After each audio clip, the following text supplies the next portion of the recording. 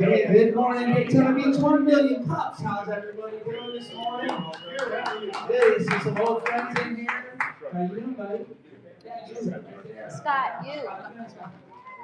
Hey, I'm Sean, one of the organizers here with Daytona Beach 1 million cups, brought to you by the Kaufman Foundation. They're allowing the entrepreneurs to share their story all throughout the country. We get to do it right here at Daytona Beach at Daytona Cinematique. So let's give a nice thank you applause for Chet and his team.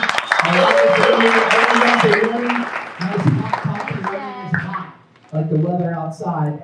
Also, we've got calendars of events that go on here all throughout the month. We definitely want to share them with people so we can keep this wonderful venue open and moving and let people know about it. And we can't do it without the support from Volusia County Economic Development. They're out there trying to boost up Volusia County. There's certainly a lot going on in Volusia County. Just drive by 95 and Double Road. There's a lot of construction going on there with a lot of big things all throughout Daytona and Bullhorn. There's some amazing things going on. All come to you by one time an entrepreneur had an idea. So that's what this venue is about. Is anyone here for the very first time? So we're all veterans. Very good. So you know the story. We'll have question and answers at the end. So right now I'd like to go ahead and introduce our speaker. His name is Scott Thomas, and he is coming to you from Stewardship Matters, Inc. So let's give him a nice warm welcome.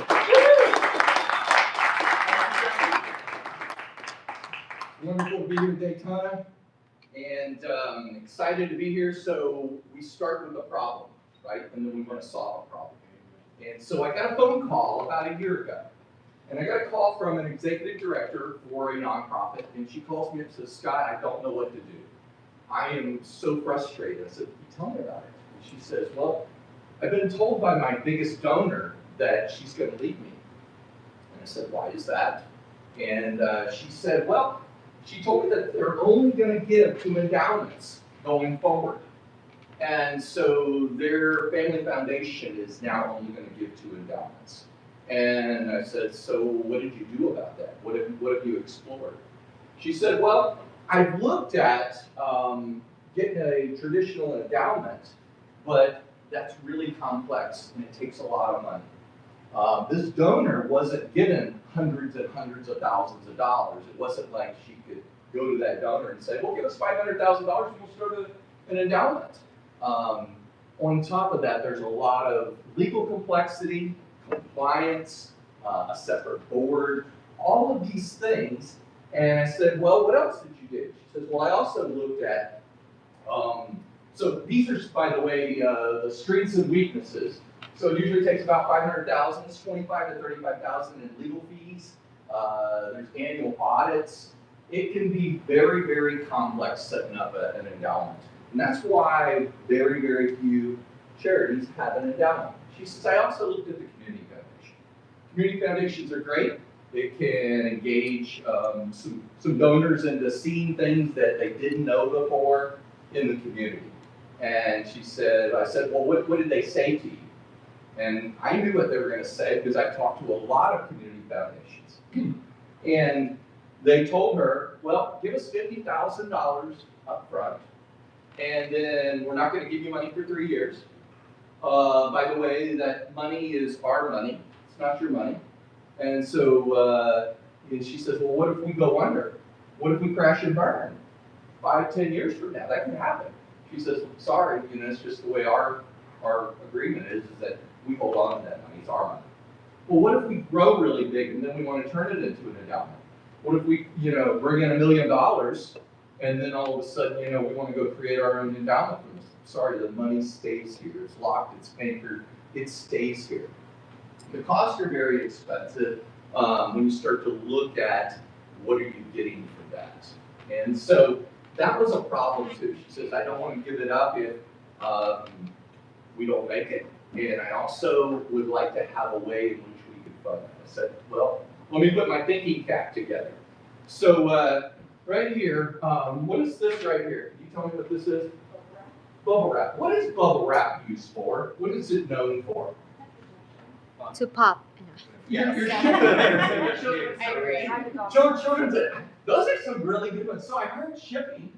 So that wasn't the original reason, and I just recently learned this, that bubble wrap was not created for the shipping industry. Do you know what it was created for? Anybody know? Textured wallpaper. Right, textured wallpaper. So it was textured wallpaper is why bubble wrap was created. So when a product gets created for one thing but gets used for something else, that's kind of neat because now we only know and think about bubble wrap as fun to pop, stress relief and wrapping stuff. Another one is Play-Doh. Play-Doh modeling clay. That was actually to clean wallpaper and get smudges off of wallpaper. And now it's, we know it as a children's modeling clay. So there's something called the Single Charity Fund, and it's a cousin to the Donor Advised Fund. And it's different than the Donor Advised Fund in a few key areas. One is it can accept monies from IRAs, which is a really big deal. How many of you in the room have ever heard, the guy who was robbing banks? And they said, why do you rob banks? Because that's where the money is. So where the money is a lot of times it's inside of retirement accounts, 401ks, IRAs. There's trillions of dollars there, and having access and be able to roll dollars from that is. I did a 93-year-old this week who said, Scott, I don't want to give away my money today, but I don't expect to live more than about 5 or 6 years, but I want to just see it growing on my balance sheet, and I'm perfectly fine at giving it all away when I die. But for right now, I enjoy looking at that. I said, okay, we can solve that. So we opened up a single charity fund. He has an IRA, he has to take distributions, he doesn't want to pay tax on it. So it's just moving it from one bucket to another. He's gonna die and it's already set up and it's leaving it to his favorite charity. So with a donor advised fund, the donor can decide anywhere and everywhere. With the single charity fund, you name the charity. But one of the nuances or uniqueness about what I'm talking about, which I call it the endowment-like solution, is that now we're taking an idea like bubble wrap that was created for wallpaper, but now we create it as a mechanism to grow dollars in order to have your own endowment event in the future. If it doesn't work out, it can also be liquidated, and it can be liquidated. And so the foundation that I work with out of Charlotte, North Carolina, they have been an innovator in this just in the last year, and they've worked with colleges, universities, they've worked with some larger nonprofits and really small nonprofits in creating a space where this endowment-like idea can come about. By the way, it's only a $10,000 start. And so the cost on that to do all the administration, to have a professional board in place, to outsource all that, $60. Now they'll probably earn $200 or $300, so they're making money the first year. And so that is uniquely different than what you typically hear out there in terms of like startup costs, $60. It's very different. I have a landing page. It's called endowmentls.org, and so it has a 2.5-minute video. It's got some nice features out here to address, and people can download a 16-page report. And I've got various types of other items that can help people understand what is endowment like. So the problem is that it's very expensive to have an endowment. Most people don't have that money. They don't want to deal with the complexity. There are a lot of unique features of not having to set this up yourself. So if you had to go out and get a board, are they going to be well versed at accepting cryptocurrency, private company stock, all of the complexities that this professional board out of Charlotte, North Carolina, they know how to do all that. They do it every day, and it's an easy thing for them to do. And so it's really outsourcing and leveraging an idea, kind of like that bubble wrap. Now think of endowment-like solution as, hey, here's a way to build your endowment. Questions? I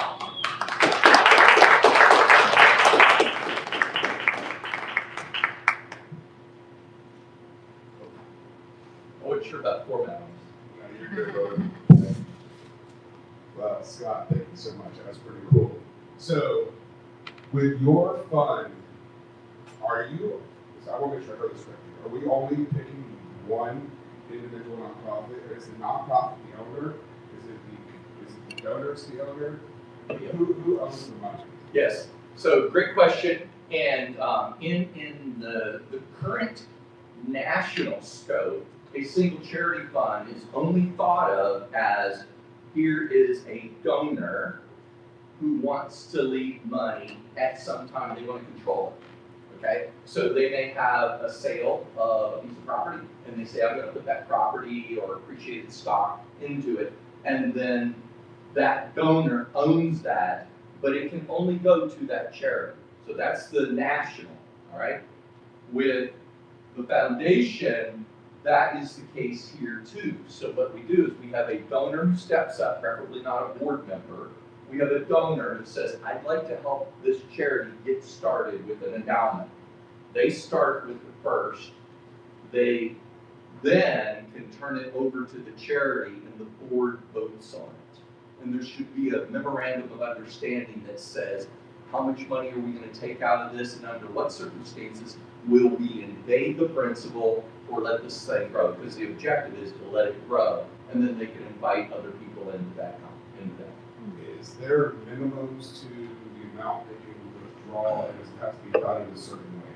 So like with donor advised funds, gas, you have to do minimums like 250, and they're all in a grant-related situation. How does that differ than what you have? So with the single charity fund, endowment light, the objective is to go create an endowment, a real endowment. We want it to grow to be an endowment. So that's what the objective is. That needs to be the objective up front. If it's about how much money can we get out in a particular year, the rule of thumb is 4 or 5% in the foundation world, in the endowment world. So getting 4 or 5% distribution each year of that principal should be the guiding principles within this. If they need more, they can liquidate the whole thing. And the donors need to know that too. If they get into trouble, they could liquidate it. In terms of funding, it's $10,000 up front. There's a lot better investment options at $25,000. So at $10,000, they're essentially paying $60 a year for administration and everything, and they're invested into something super conservative. Once they get to $25,000, I can step in and act as a consultant to do a whole bunch of other things for them. Okay.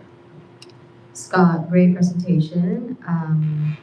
Can you tell us a little bit more about Scott and your background? Yeah. We want to hear about it.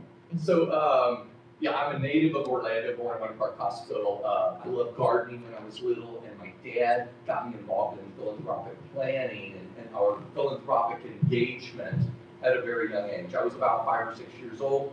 Hey, Scott, I need you to go through your toys, and I need you to pick out a few toys and bring them in here. What have you not played with in the last few months? So I pulled some stuff out, and he said, we're going over to this place called Cascadian Home, and it was a special needs kids and stuff. So we took the toys and did that. I've done that through my dad's Civitan, through church activities, volunteering on a regular basis. I've been involved in Rotary off and on 30 years.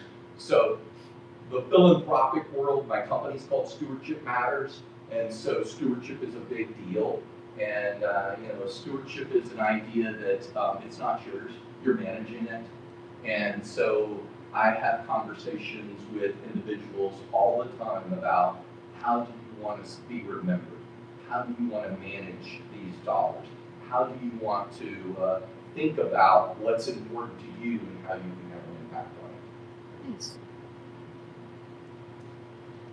I can ask you first. So within your fund, it's a $60 annual just administration fee similar to what you have in IRAs and things of that nature. Is there an ongoing management fee? Yes. To actually manage the funds themselves opposed to just the Yeah, administration? so that's actually 0.6%. And so the first $1 million, it's 0.6%. So if it was $1 million, if it was $900,000, then it's going to be what, $3,600. But that's about half of what a community foundation would charge. And the board within this is highly experienced at doing very complex gifts as well.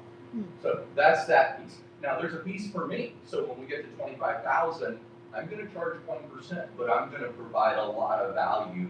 I've done talks with dozens and dozens of charities. I've been in this space for a long time. I'm a chartered advisor in philanthropy, and I write a lot of articles. I probably have 80, 90 videos just on philanthropic planning.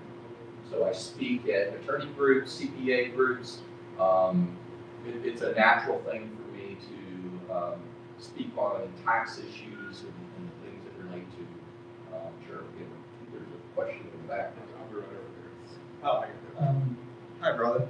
So, what exactly is an endowment? And why would I use one instead of investing money or putting it in a trust or just letting it sit there and be happy?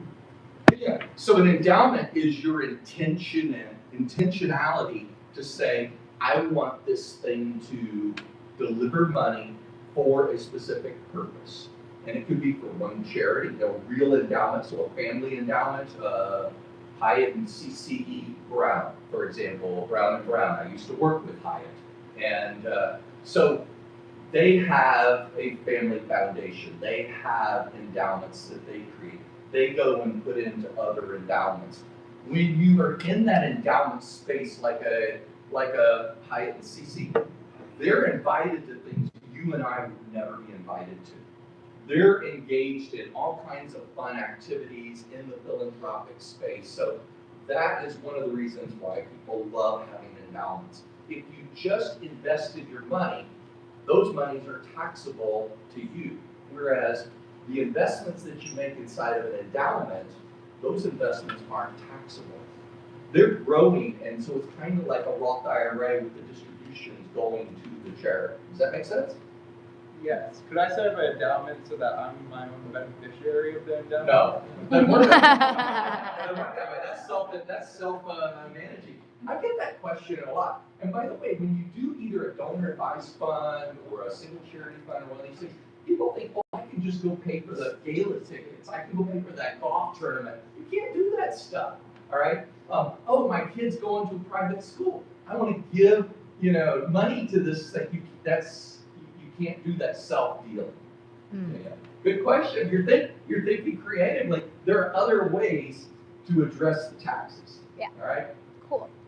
Hey Scott, nice presentation. So who's your ideal client or customer, and then what channels do you go through to get those? You have spheres of influence, CPAs, attorneys, just kind of ways we can help you find more people. Yeah, great question. So I give talks, and I love giving talks to talk about what are those vehicles? How do these things work? I just did a video this week that is basically written for CPAs. I do work with several CPAs, but how do they engage into a proactive tax conversation as opposed to the, let me fill out your taxes and we'll see what we can do.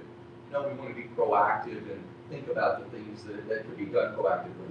So introducing me to opportunities where nonprofits are getting together, nonprofit groups are getting together. They want more education about charitable gift annuities. I have a reinsurance charitable gift annuity, for example. This is a unique one. And I actually made a presentation on this about 10 years ago. And everybody in the room that had been in the charitable space 10 to 30 years, none of them had heard of it. Not a single one of them. But it gets reinsured by an A+ rated insurance company. And then those dollars are available today. So you don't have to wait until the person dies. And so the charity likes it because now they're not waiting. they can actually get paid today. They don't have to go hire the bank and all those different groups that they pay year after year for managing those charitable gift annuities. They can have that reinsurance money that's a discounted number today and get that money today to be working today. So that would be an example. Ideal client. So no children or estranged from children. They're wealthy. I love widows. I love widows who have, and I have several widows. In fact, one of them has been a client for 35 years.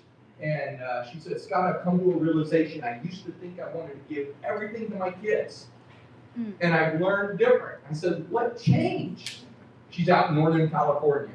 And she says, I've watched my children who have inherited dollars from the other side. So the other parent on the other side, they've inherited money, and I've watched them squander it on boats and cars and trips and just junk and squander the money where it was no big deal. It was a quick thing, and now I've rethought, and I don't want to leave the money to them. So I'm working through stuff. And she just made a nice significant gift out of her IRA, funding that. She said, I want to spend this thing down, and I want to primarily give it away.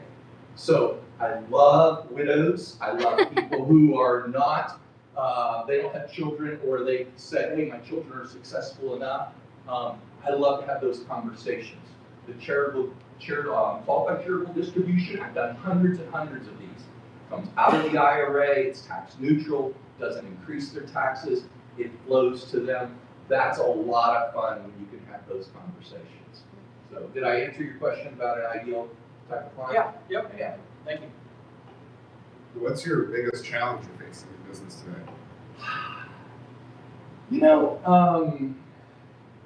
there's a couple of things. One is, I think some of the charities, when they don't really know me yet, they view me as a threat because, and I say that because there's a lot of things that I know about the donor-centric model of how we look for the donor to be most engaged, and on a tax level, on an emotional level, on an investment level, on a family dynamics level.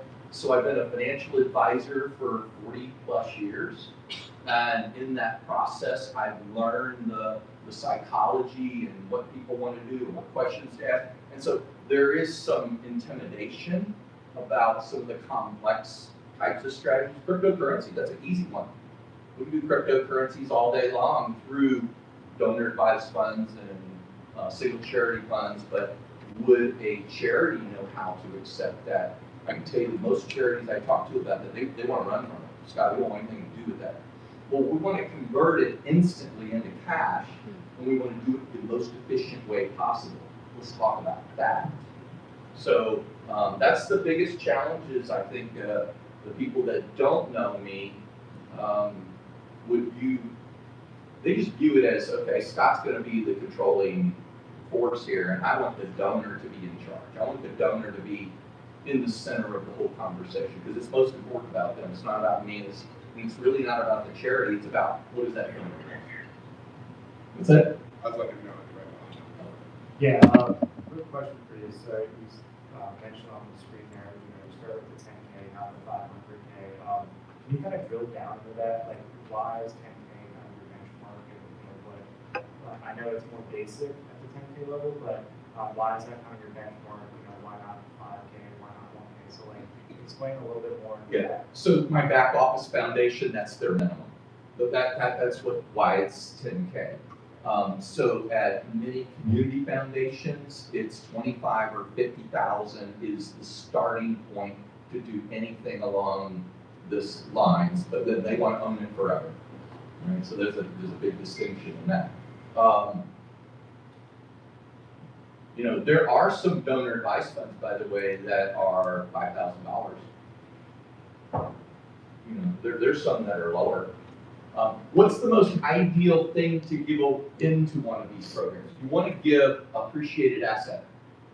real estate, stocks, crypto, private company stock, all of those things are excellent, especially when they've appreciated a bunch, because you're avoiding all those capital gains and getting the full deduction potentially in that. Did I answer your question? You did. Do events play any part in your fundraising packaging? So elaborate on your question. Do you hold events in any way to raise revenue, to bring in money? So do I go and do events to raise money for nonprofits? Is that what you're saying? Yeah. No, I don't do that. However, I do get invited in. Like during COVID, I was invited into a national mental health group that relies a lot on charities, and so they had me give smart giving from IRAs and smart strategies. So I'm invited into conversations, or I go to a person's gala, and they invite me up to do a 1 minute or 2 minute, here's a bleeping, an idea that you may want to So they consider. created a concept that I presented last week. It's called video networking, and it's a communication technique that can be used to improve the lives of any person regardless of their social or financial status. And that's a very bold statement, but I believe it to be true, because what we're doing is we're delivering a message, we're amplifying it across a growing network, and we're getting support of a community to back up that desire, that passion, that interest that you have. If we can tie that into what you're doing, you can probably raise money that way. Yeah, I'm not sure that I'm, I always want to be at the center of the donor, so that Chartered Advisory Philanthropy, that's a donor-driven program. And that's a little bit more of an organization, sounds like. It's Threw it out there, thought it'd be something worth mentioning, Yeah. Hadn't thought of it. I Something I wouldn't say no to, but I would at Give me my least card. I would consider it. We can exchange cards, Yeah, happy to. Hi, Lori McMullen with Your Day Trainer Regional Chamber. I just felt like we needed to back up what you're saying and doing. I'm a recovering development officer. So Bless you. the most robust type of funding you want to look for is individual wealth, being like 70% of your model. Events are the bane of the existence of fundraisers. And I see what you're saying. You get up there and speak and try to entice those people that are at the galas for that individual wealth. So yeah, what you're doing is spot on. And it would be less of events and whatnot, but more getting that wealth that can grow over time.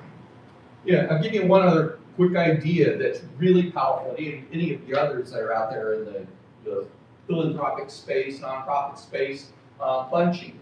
I share this with all of my CPA friends and they love it. Scott, thank you for reminding me about this. Bunching is the idea, somebody has a big income one year. They have a big event, they're selling a piece of property. Something is hitting them like a one-time event. So bunching says, we're gonna bunch our giving into 1 year. Let's say it goes into a donor advice fund. So, hey, we're gonna give $80,000 into this because it's way higher than the standard deduction. Only 10% of people are standard deduction is 90%. 10% is itemized. So most people aren't getting any tax relief because they're doing standard deductions. And so when this event happens, you put the money in the donor advice fund, and they can distribute that out over the next 5 or 10 years. And I encourage them to give. Some advisors just want to hold on to that money forever and manage the money.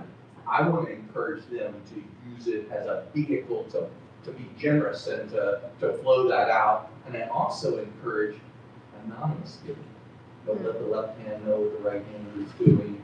That's a wonderful way to feel a lot more joy.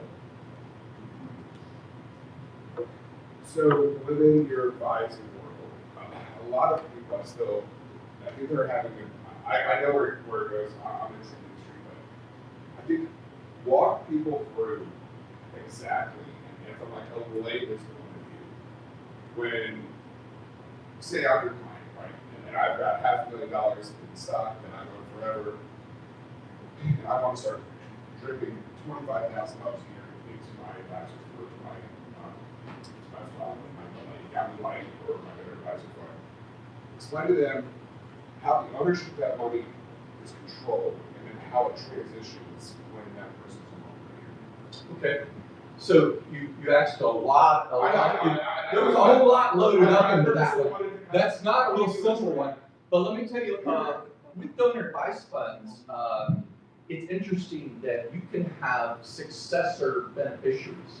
You can either name a charity partially, or you could say, like, I've got a gentleman, he doesn't have any family, he's never been married, and he has 2 nephews that he loves dearly. And he's very close with these 2 nephews, and so he's putting appreciated stock into his giving fund, and he's leaving it, and he's giving some, but he knows there will be some left, and we're gonna do some more into that so that it can continue and let them do whatever they wanna do. So that's one way of the succession. I have people who say, Scott, could you take my grandchildren, get your old gardening truck, I'm an armored gardener, and I got this really cool old truck, and I take people to various charities. Hey, let's go visit some that are nearby. And so we'll go drive up and I'll make the appointments. We're gonna do a 10, 15-minute tour. And now they have an appetite for saying, I don't know what I want to give to. Well, I identified some things that I think would be appropriate. I'll introduce them, but I'm not telling any of my clients where to give the money. I want them to come up with their own passion, their own reason for giving, but I can easily introduce them. And a great question that I ask all the time, and you may want to do this too, is as you're talking to someone, well, why do you want to do this? Let's talk about your why. Let's talk about what makes you passionate. If you had a normal childhood, and you say, okay, I had a normal childhood when I was growing up, between 5 and 10, what were you passionate about? For me, it was gardening, airplanes, football. I mean, I had things that I could really get lost in, and it's funny how I still see those kinds of things come about. My bicycle, that's my freedom. Oh boy, did I love bicycles when I was little. So, yeah, so then I find myself, hey, somebody needs a bicycle, I want to help them. That's just, if you've been hungry, you want to go help feed someone, right? Did I answer your question? I mean, there's a lot more to unpack on that. Yeah, More than we could do. I gotta do a bunch of exercise. Yeah. Any other questions for anybody in the room? We're coming close. You're fine. Scott, Yes. for your presentation on Paul and Mynita, the business consulting company. We work with a lot of companies that have a lot of cash. So what I'm wondering is, would this be a good way for those companies to put endowments in place so that they can award scholarships from time to time?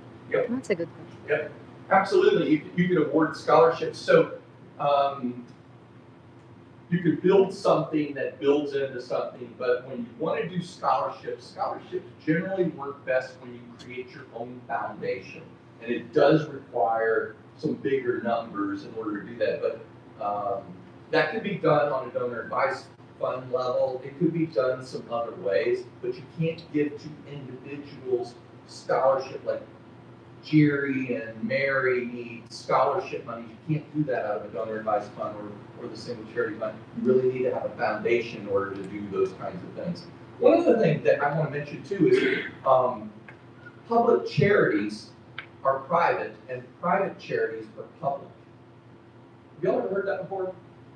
No. So public charity would be like a donor advice fund, and so they're public, but how they give and where that money goes, it's actually private. So we don't have an attachment to it. But when you're a private foundation, you got the Mark and Joni Smith Foundation. Well, they have a 990 and it gives out all of the places they give their money. You can go look at all of that stuff. You can see all kinds of disclosures. And I love looking at 990s. It tells me a lot about the organization and what they're doing. So private foundations are publicly disclosed. But a public foundation is private. Yeah, interesting. Did I answer all your questions? Yeah. Okay. I wasn't sure if I caught it all. Very educational. Thank you. Anyone else? You got anything else to drill him with? Like, he's doing pretty good on his Yeah. questions. All right, Diego, of course, we got something going on with Diego. Diego, you walk in and you have a question on how this is small.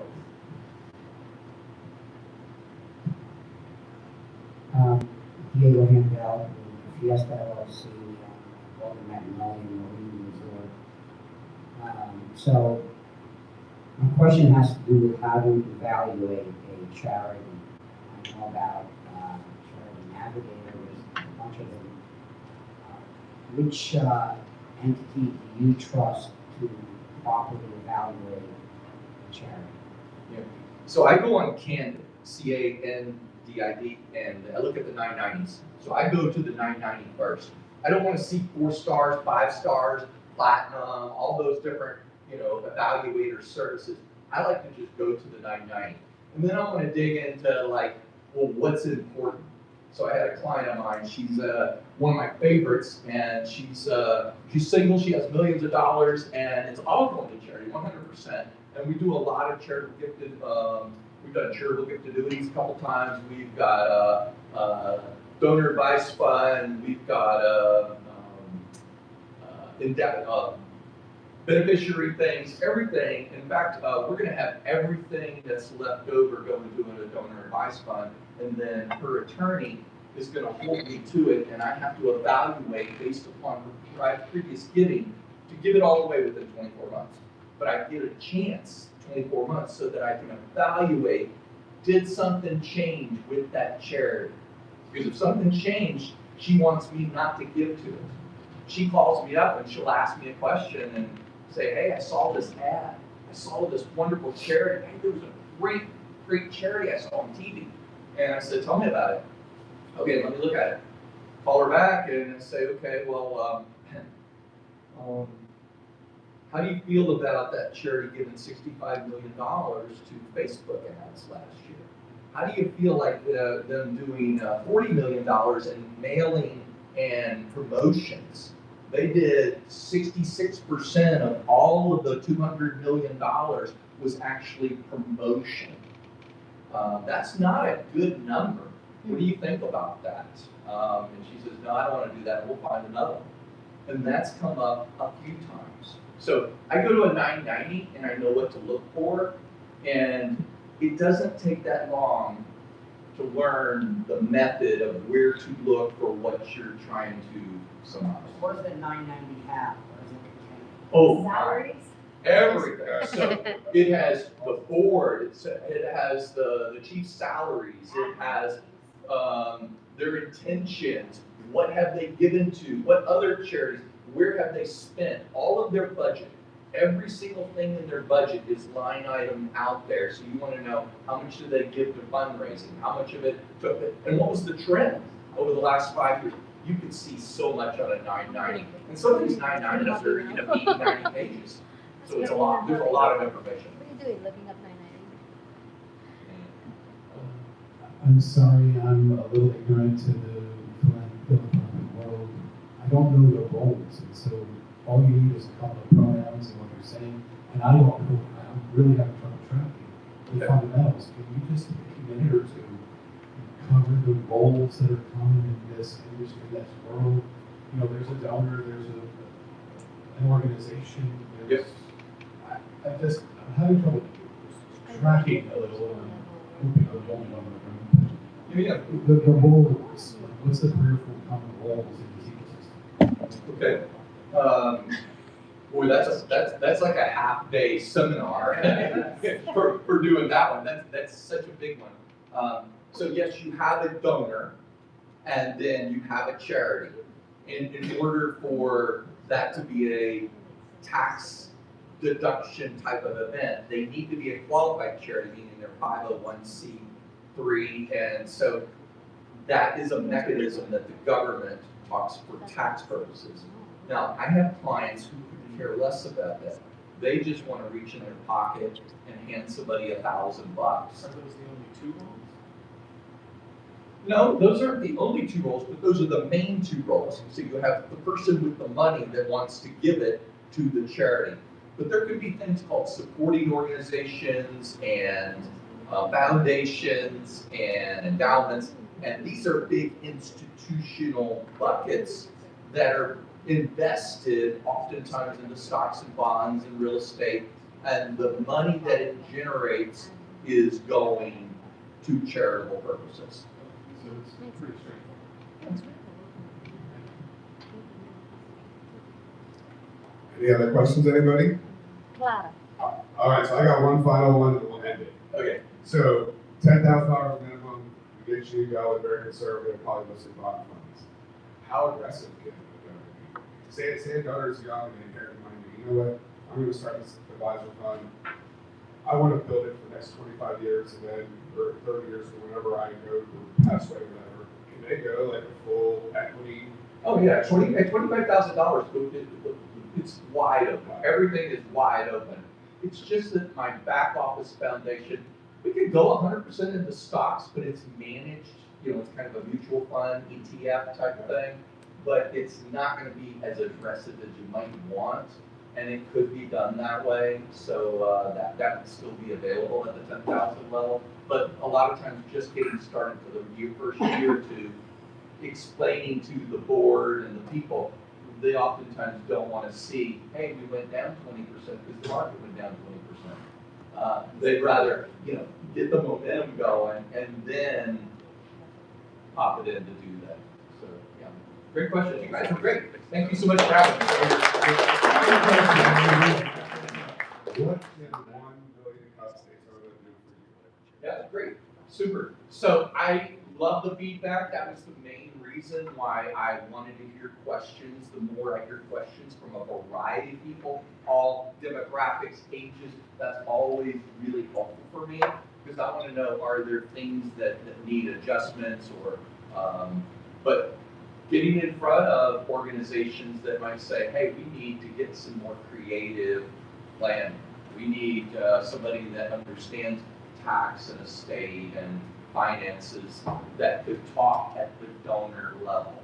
Maybe I do a split screen, I've done this a dozen times, split screen Zoom call with the charity that says, hey Scott, could you talk about smart giving from an IRA? That's the most popular one. And that one right there will bring dollars in the door, it will open conversations, and I would love to be a part of that. And it's easy to do on a Zoom split screen. Thank you. All right, one more time, Scott.